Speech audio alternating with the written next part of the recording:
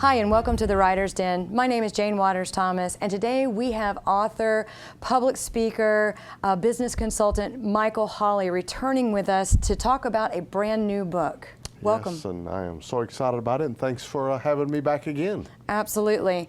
So, You've done a lot of stuff since the last time you and I sat down and talked, but the thing we're going to talk about first today is the new book, Finding the Wisdom You Seek. And I would like to know kind of how that came to you and what just prompted you to write about something so spiritual.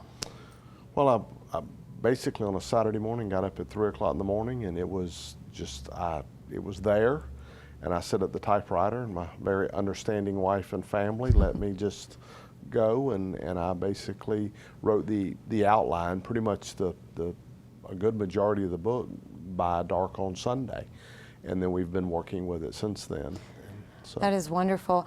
You know, and you and I, in talking just in passing, you know, one of the things that I shared is that, you know, sometimes when you can come up with an outline like that, and the outline's really quick, those books are such keepers. Those are the books that you grab hold of because the things that are written are all from the heart. And this book, much like your first book, has some of your life experiences tied into it. And can you talk to us a little bit about how those life experiences really engage some of the characters that are in the book? Yes, and they're not all just my experiences, but people I've worked with and talked to and counseled with, and they've counseled me.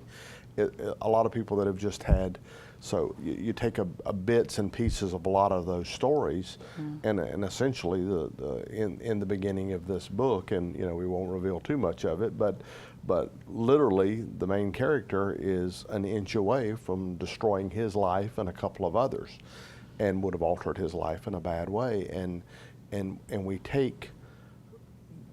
we follow his journey in self-discovery and being introspective of where am I going, you know, the perfect life, the perfect job, the perfect wife, the perfect family, and all of a sudden in an instant it's crashing.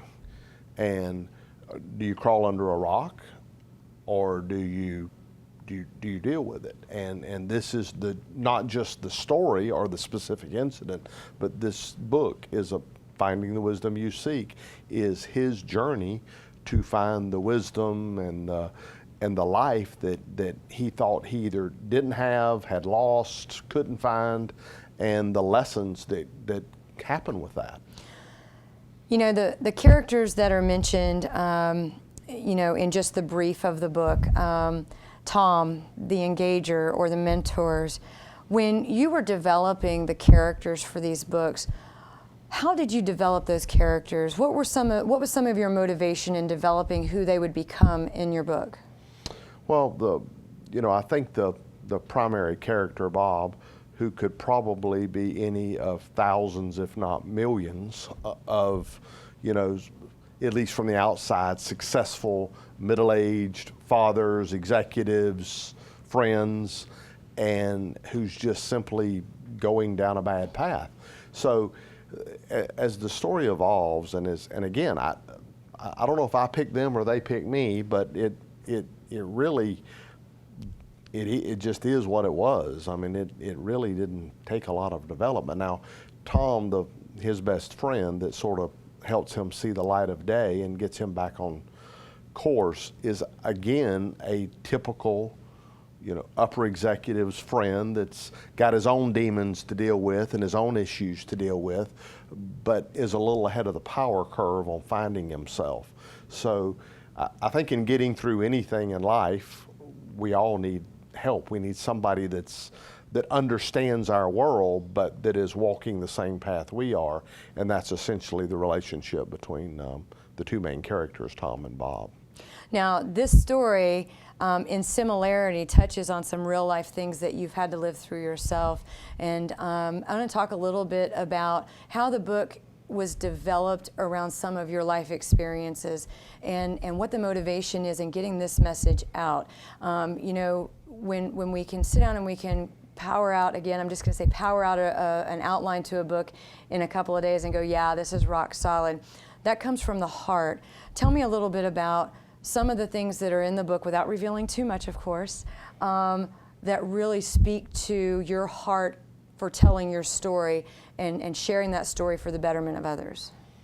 Well, I think, first of all, the tragedies that are in the book are bits and pieces of a lot of real life stories, and quite frankly, could be almost anybody that just with one wrong turn, one smidgen of bad luck, and all of a sudden their life is dramatically different than it would have been if that wouldn't have happened.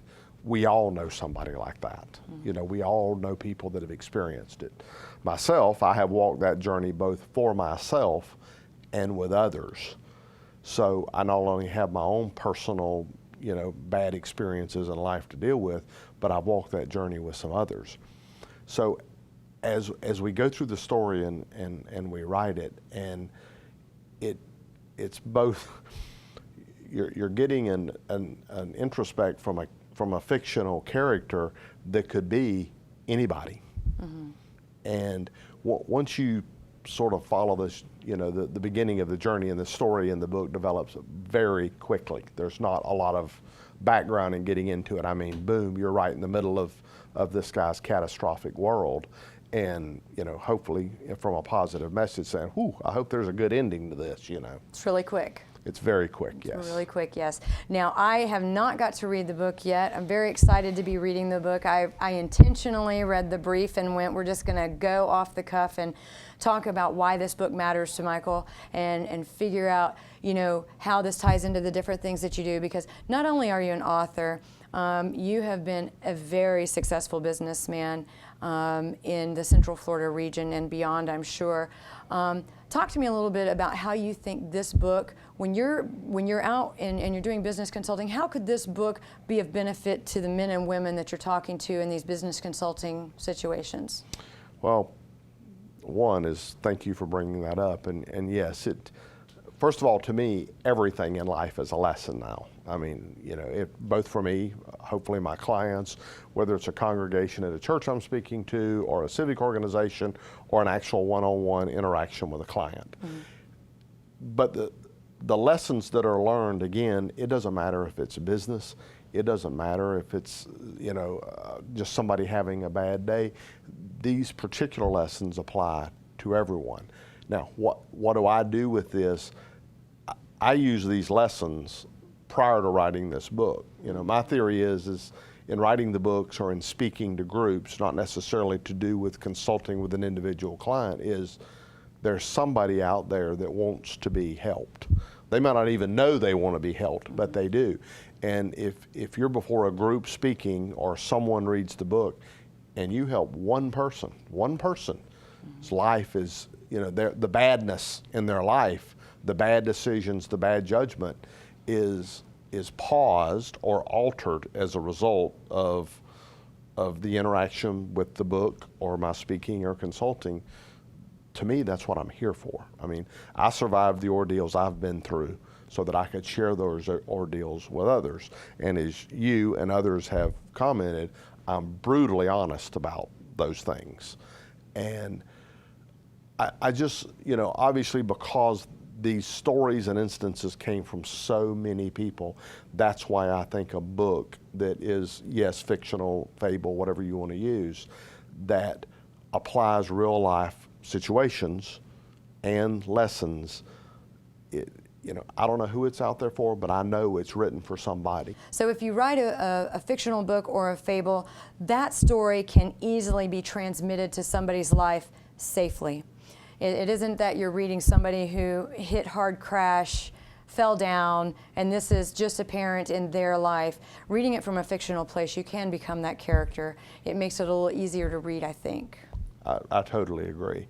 And because one incident or one lesson in the book may be dozens of interactions or dozens of different stories in real life combined into the one tragedy, the one lesson, the one introspective review of oneself. I mean, you're essentially taking a lot of people's experiences and putting them into one event or one lesson in the book. And I don't know where that came from. Obviously, I have read hundreds of books. We both have that where authors do that. I think the uniqueness of this is that the main character could be, I personally know hundreds of businessmen that it could be. Right. You know, some people probably know more. But again, as going back to your comment that it easily translate, hopefully, to the reader, that's the goal, and it's to say, wow, you know, 2 years ago on such and such a date, that could have been me. Absolutely. And I know that, you know, when I read, for instance, a fiction-based self-help book, for me, it is very easy to jump into the middle of a character and read it to the end and glean that information a little more personally, rather than it being somebody's life story, because you just instantly attach all of their life to their situation. It couldn't possibly be me. So I am anxious to read this. Now, in public speaking, Michael, and I'm going to kind of cover everything that I know that you do, because I just think you're a gem of a person to be able to get into the public and talk about real life issues. You've definitely overcome a lot of major things. Some of the groups that you've talked to, tell us a little bit about what your speaking engagements look like. You know, we're at the Writer's Den, but we know that authors have to go out and speak about what they're doing. Yes, well, one is I love public speaking. As a matter of fact, one of my recent blogs was I ran across somehow my first ever public speech, the notes from it. And I was in my 20s and I did it for the Florida JCs. But again, it goes back to the same reason that everybody writes books, is you're looking for that one unknown person that can be touched. I look at giving a talk, and because I have some very colorful stories from some of my experiences, when I walk out of a room and I'm speaking to people and I get the questions, and I get sometimes some brutal questions that I give brutally honest answers to. And I'm like, well, I hope they feel better, because I sure feel better. You know, I'm not sure who's helping who, but when you walk out of it and you can tell from the questions and the body language of the audience that, you know, somebody in that audience has been touched, somebody in that congregation or in that group or in that room, and I don't care if it's 25 people or 2,500 people. Somebody gets, you know, that, wow, that could have been me. And, you know, in many cases, people are like, how do you do it? You know, how do you get up and say this? I'm like, I think that's why I'm here. I mean, it's doing what I do now. And on top of the fact, I love doing it. I mean, not just the public speaking and the consulting.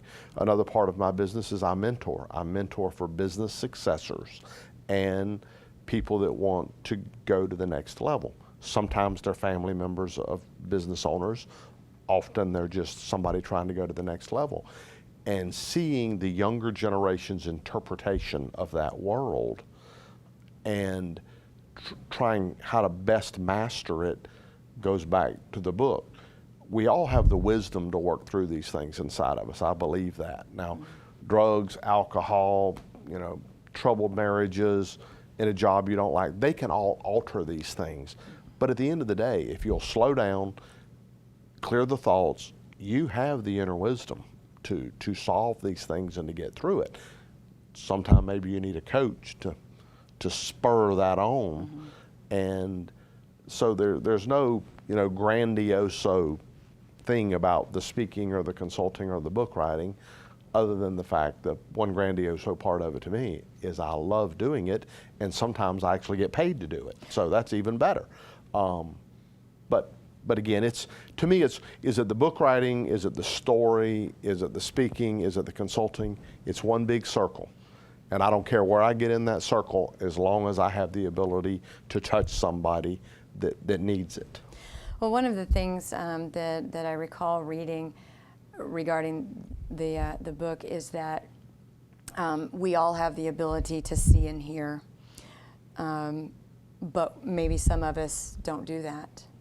How do you find the time to stop moving so that you can see and hear, even if it were just the inspiration for the next book, the next creative flow you're going to have. Tell me a little bit about the engagers or the mentors, and if they are part of the influence in that philosophy that we can all see and hear. Well, first of all, when I was going through my all the ordeal that I went through, I attended some classes, I read some books, and 3 or 4 different people, although vastly different in their teachings, and the words they used about the principles to survive these things and improve our life. I mean, I truly believe that everybody is destined for success. And in many cases, the only obstacle is them. So I finally came to, I guess, the enlightenment of, just this wow. All of these people are saying the same thing. They're using different words, different stories, and different examples. So I refer to as universal principles, because all of these different famous authors and speakers and preachers and all of these people, they've all got these principles of life. They're all saying the exact same thing. They just use different words. So if we can sort of step back, it's similar to this one guy come to me one time and he goes, look, I'm trying to read the Bible, I don't get the Bible. I'm trying to read this book over here that's very complicated, I don't get it. I said, that's because you're hung up on the words. Just read it. Yeah, well, sometimes my mind drifts. Great, keep reading. And that's where the wisdom and the openness of the enlightenment comes from. If, it was said one time about inmates that are, just locked in prisons and sort of secluded and time stands still. They have one unique thing. They have the ability to reboot if they want to, or if they think they can. Slow down, calm the mind, no responsibilities, reboot. Well, everybody has that opportunity. Find the park, find the quiet room. Some people call it meditation. Some people call it, Bible study. Get quiet, get calm, sort of get rid of the all the sparks going off in the brain and the winds blowing, and just get in a calm moment, often by yourself, reading a book that makes you feel good, spiritual enlightenment, self-help, any of those things to do it. For some people it's music, whatever it takes. Slow down, open up, sort of shut the mind down and let the heart take over, and there's your inner wisdom. And it's not like a bolt of lightning. I mean, it's just, you're going to be like, wow, now I understand. This is how you see things and hear things that I don't. And that, in essence, is the moral of the story of the book. Are you willing to put these bad habits and situations aside so you can? And the subtitle of the book, which we haven't talked about, is called, Finding the Wisdom You Seek, Hidden Where You Will Never Look. Hidden Where You Will Never Look. Very interesting. In your previous book, you talked about angels. In this book, you talk about the engager, which I kind of love. I kind of love that there's a little bit of twist to that. Do you feel that the guardian angels and the engager represent the same wisdom? We all have people trying to help us. Call them guardian angels, call them friends, call them, the self-help books you read, the characters. We all have them, but sometimes we don't slow enough to listen or to accept the help or to say, that doesn't pertain to me. You're learning from every situation. It's just as important to learn what not to do as it is to learn what to do. Both are equally important in life. Absolutely. And in one example at the end of the book is, one person standing here and they see this path paved with coal and broken glass. And they're like, oh my God, what do I do? How am I going to cross that path? While the person next to them sees a path paved with gold and jewels all the way, to eternity. What's the difference? The difference is the perspective of the world they're standing in right that second. If it's the past, there's no sense looking behind you. It doesn't matter if the path behind you is paved with coal and broken glass or gold and gems. It's behind you. You got to worry about what's in front of you. And to do that, you got to slow down, open up, take a minute, read a self-help book, whatever your world is to do that, And that's the entire purpose of this book, is to give you a new perspective on situations, regardless of how bad we think they are, that second. You know, I heard on a radio show with a very popular spiritual leader that, you know, you can't find God going 90 miles an hour. And it sounds a lot like what you're saying with regard to seeking inner wisdom, and that would be that, how do we slow down, would be my question. How do we slow down in a world that is so fast-paced? You have done a beautiful job of being able to do those things and kind of collect yourself, and you write about it. And again, I'm so anxious to read this book because in your first book, you could see and read the wisdom and the spirituality that you are as an individual. Definitely just it flows through what you're doing in writing. So if you had advice to someone that you could just speak to them about how to slow down, what are the first couple of steps that somebody who lives in today's society, in today's fast-paced life, what do they need to do if they are cranking out business and trying to get to the next level? How do they stop what they're doing and do what you're suggesting? It's quite simply, here in Polk County, the Circle Bar Ranch out on 540A, I use that as an example. I just used that example this week. But there's one of those places in every community, so it doesn't matter where everybody's at. There's one of them in the book. Actually, there's a couple of them in the book. You've got to find that place. Leave the cell phone in the car. Take a walk. Take a bike ride. Sit down in there, you know, in a quiet place. Listens to the birds sing. And just clear it out. And, you know, you can't stop bad thoughts from coming, but you can certainly stop dwelling on them and emphasizing them, okay? So you get to that calm place. It can be, I read one story where it's in a book where it's in a quiet, dark room where you're holding a rose and you smell the rose or a gardenia.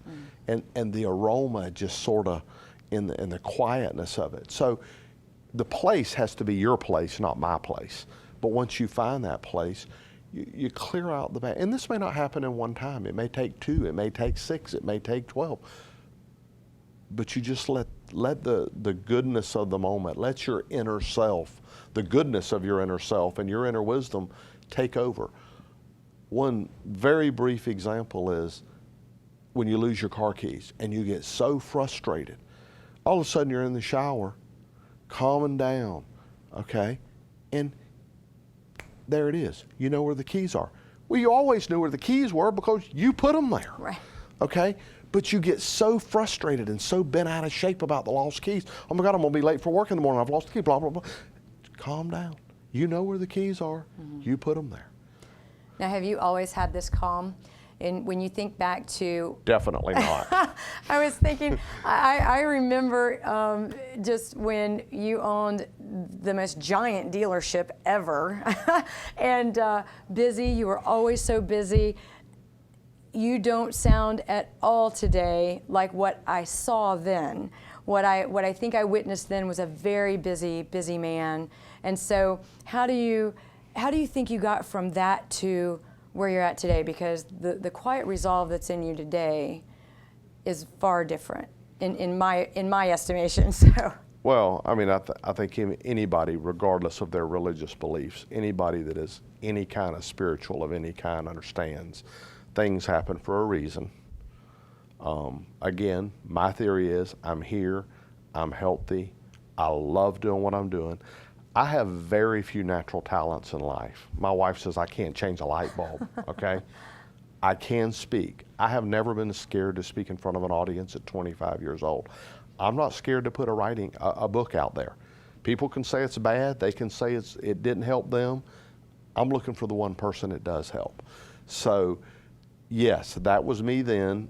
And you look at where all that turmoil and working 100 hours a week and just total chaos, I mean, I was on a front row seat for the crash of all of that.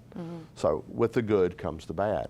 Today, I feel like, and it would be different if I felt it was a responsibility to be out there helping people. It's not that it's a responsibility. I love doing it, and I love doing it every day. And, you know, I wished I could do it more. So, yes, I am a different person than I guess I'm the same person, but I do handle things differently. And as I'm speaking to someone about a trouble, whether it's business or personal or just life in general,